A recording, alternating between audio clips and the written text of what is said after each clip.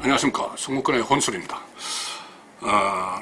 조국 전 법무부 장관 얼마 전에 유재수 검찰 무마 혐의로 구속영장이 청구됐는데 기각됐죠. 법원에서 기각했습니다. 기각 당시에 영장 전담 판사가 재질이 좋지 않다, 또 법질서를 후퇴시켰다, 국가 기능의 공정한 행사를 저해했다, 이렇게 지적을 하면서도 영장을 기각했습니다. 그 기각 사유로 가장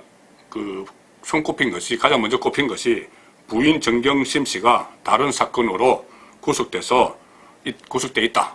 이 이유를 들었죠.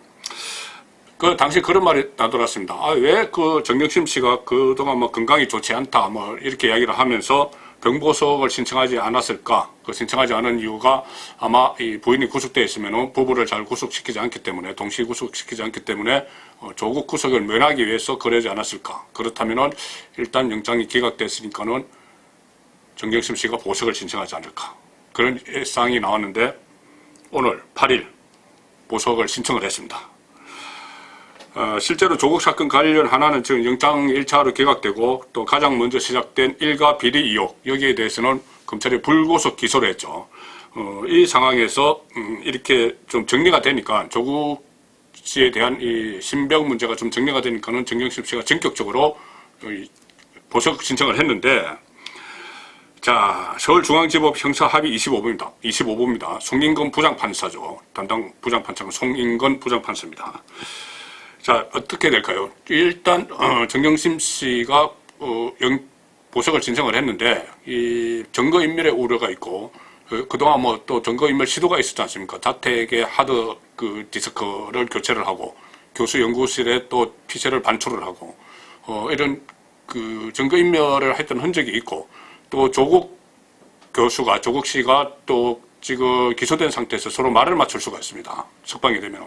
그래서 석방하기 어려울 거라는 이야기가 있지만, 저는 그 석방될 가능성이 상당히 높다고 봅니다. 왜냐? 이 결정을 송인건 부장판사가 하기 때문입니다. 송인건 부장판사에 대해서 어떤 성향을 지적하는 하는 이야기들도 나오죠. 과거에 북한을 찬양해서 1심에서 유죄 선고받은 종북단체 간부에게 무죄를 선고한 경력이 있다. 북한 찬양 시를 만들어서 유포한 시인의 신청을 받아들여서 국고법에 대한 위헌 법률 심판을 제청한 적도 있다. 그리고 제주 해군기지 건설 방해한 혐의로 구속된 좌파 시민단체 사무처장의 보석을 허가해줬다. 이런 것도 있지만 정경심 씨에 대해서 상당히 우호적입니다. 송인건 부장판사가. 검찰이 심지어 편파 재판을 한다, 이렇게 강력히 반발할 정도죠. 지난달에 정경심 씨 공판 준비 기일에서 검찰과 공소장 변경을 놓고 부딪혔을 때 송인건 부장판사가 이런 말을 했습니다. 피고인의 보석 여부를 검토하겠다, 이렇게 이야기했습니다. 보석 신청을 하지도 않았는데 자꾸 검찰에서 그렇게 하면은 피고인 보석을 시켜버리겠다, 이 이야기를 했습니다. 그리고 오늘도 또 송인건 부장판사가 좀 이상한 결정을 내렸습니다. 내일 열릴 예정이죠. 정경심 씨 공판 준비 기일을 비공개로 진행하겠다, 이렇게 결정을 했습니다. 이 공판 준비 기일을 비공개로 하는 것은 극히 이례적이죠. 12월 19일에 진행됐던 그 공판 준비 기일에서 검찰이 재판부의 소송 지휘에 대해서 이의를 표시하면서 입시름을 벌였던 그것이 아마 영향을 미친 것 같습니다. 이 법정 안에 모인 취재진, 또 방청객을 의식한 조치다, 이렇게 보이는데, 그래서 사회적 관심이 큰 재판을 깜깜이로 진행하는 거 아니냐, 이런 비판이 나옵니다. 그래도 송인건 부장판사는 밀고 나가는 거죠.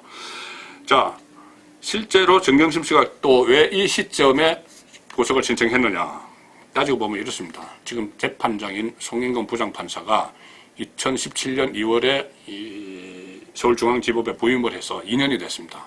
판사들 2년 되면은 보통 인사이동을 하죠. 그래서 다음 달이면은 이 송인건 부장판사가 인사이동을 해서 재판부가 바뀔 가능성이 있습니다. 그러니까 재판부 바뀌기 전에 송인건 판사가 있을 때 보석 신청을 하자, 이렇게 됐겠죠. 그렇기 때문에 아마 보석 허가 가능성이 높은 것 같습니다.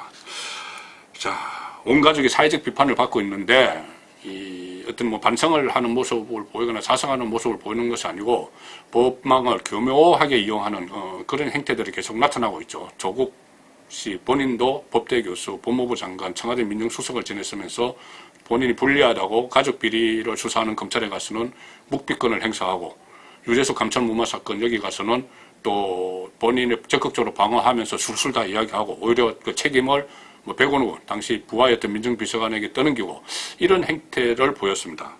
그리고 제가 뭐 아들 딸 이야기는 잘 하지 않으려고 하지만은 이 조만간 정경심 씨의 아들과 딸도 업무방해 혐의 공범으로 검찰이 기소를 할 예정입니다. 이 업무방해라는 것은 그거죠. 그 위조된 표창장, 인턴 확인서 이런 것을 입시에 그 활용을 해서 그것을 업무방해죄로 정경심 씨, 어머니인 정경심 씨가 구속이 돼 있고 그것을 그 공범이다. 업무방해, 그 대학의 학사 일정에 대한 업무방해라는 것이죠.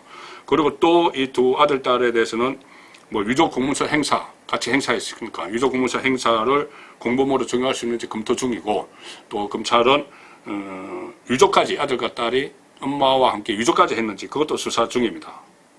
그런데 이 아들과 딸도 검찰에 소환돼서 조사를 받으면서 아버지처럼 묵비권을 행사했다고 합니다. 자, 물론 뭐 묵비권 행사도 걸리고 또 어떤 뭐 보석 신청하는 것도 뭐 피의자에 걸리지만은 이것이 과연 이렇게 사회적으로 큰 반향을 불러일으킨 이 사건의 당사자들이 이 한 사람의 남편의 구속을 면하게 하기 위해서 보석 신청을 늦췄다가 이 구속을 면하니까 다시 보석 신청을 하고 아들, 딸들이 아버지처럼 검찰에 가서 묵비권을 행사하고 이런 모습이 과연 국민들에게 어떻게 비춰질지 자성하거나 반성하는 모습은 전혀 없이 법망을 교묘하게 이용을 하는 그런 모습들 참으로 실망스러운 가족입니다.